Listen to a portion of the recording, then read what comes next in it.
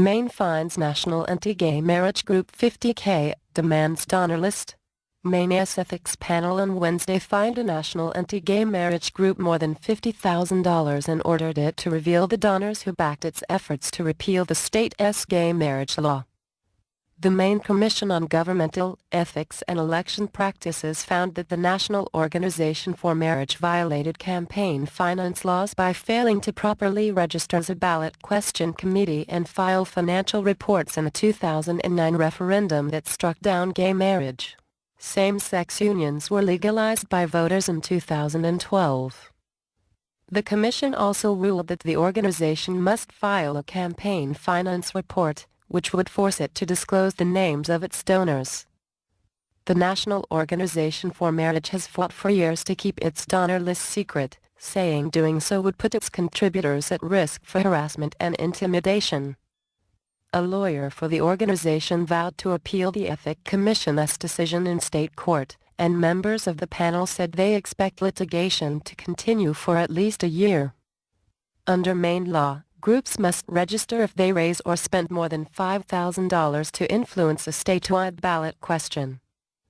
The National Organization for Marriage gave nearly $2 million to Stand for Marriage Maine for the 2009 referendum, or more than 60% of the Political Action Committee's expenditures, ethics investigators said in a report released earlier this month. Investigators found that the national group intentionally set up its fundraising strategy to avoid disclosure laws by not allowing donors to mark that the funds were to be used to defeat same-sex marriage in Maine. Investigators say emails soliciting donations in the group's finances clearly show that more than $5,000 was raised with the purpose of assisting the Maine campaign. Walt McKee, chairman of the ethics panel, said not finding the group would amount to accepting a mockery of Maine's disclosure laws. It is thought to be the largest campaign finance penalty in the state's history. The organization argues that by not raising money specifically earmarked to influence the Maine gay marriage question, it was explicitly working to stay within the bounds of the state's law.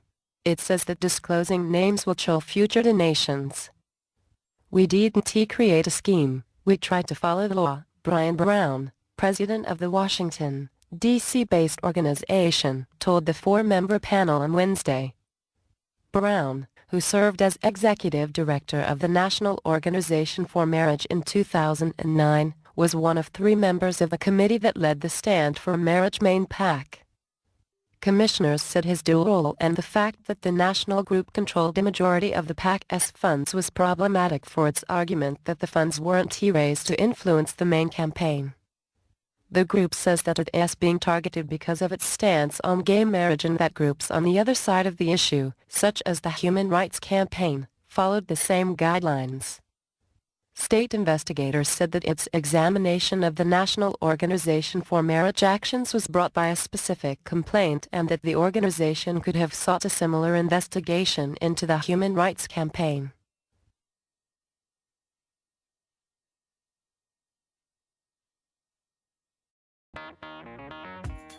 Thank you for watching.